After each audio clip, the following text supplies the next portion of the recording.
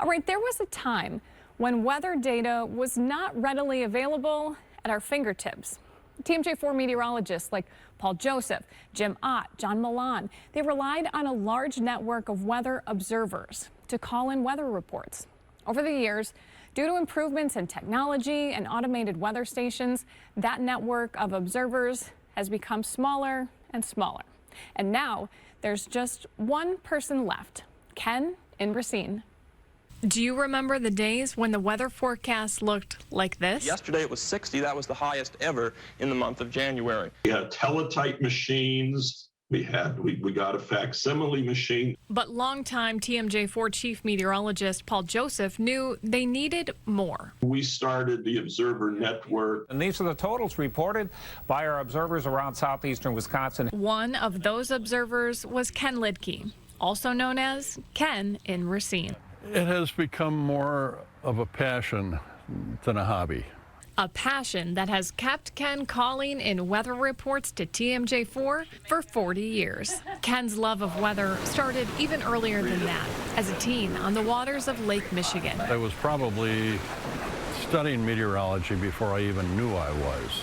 Sailing on the big lake, the forecast mattered. Ken studied, measured, and recorded the weather from his home in Racine. Then he took a class. In 1981, I took a course from Jim Ott down at Parkside. Ken stopped up after class one night and said, you know, you don't have a Racine weather observer, and he volunteered to do it. Ken is a photographer by trade, but he has been a volunteer weather observer for TMJ4 ever since he took that class. I love doing it. It's a fascinating science. In the 80s and 90s, the Weather Observer Network was quite large. But we had farmers up in Horicon. We had Bill Brown out in Pewaukee. These names were known in the communities because we used their observations for years.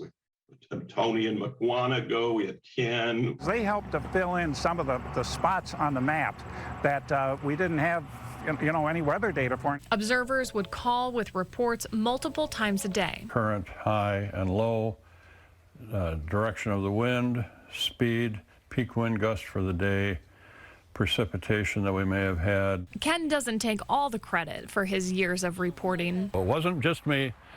My wife, Diane, has been part of it also. Their schedules arranged so they could be home when reports needed to be called in. Lunchtime, we were around at 4 o'clock, we were around at 9 o'clock. That was the routine. Over the years, Ken and Diane have been recognized by the station for their dedication and commitment to helping make TMJ4 weather reports more complete. Ken takes his job very seriously. You don't even hear about that kind of dedication when you're getting paid, let alone just to do it because you love it. Now, after 40 years of observing, recording, and calling, Ken is retiring from his position as a TMJ4 weather observer. It's 40 years. I guess it's time to quit. He's calling Milan and Jim Ott and Paul Joseph all those years. That's incredible. 40 years, an absolutely, incredible amount of service to his community and to us at today's TMJ4. He's the last one, and he's done it for 40 years. What can you say but, wow, amazing. We are so grateful for Ken's service, dedication, and loyalty to TMJ4 over the past 40 years. A big thank you to him and his wife, Diane. To hear more congratulatory messages from current and former meteorologists, head to our website, tmj4.com.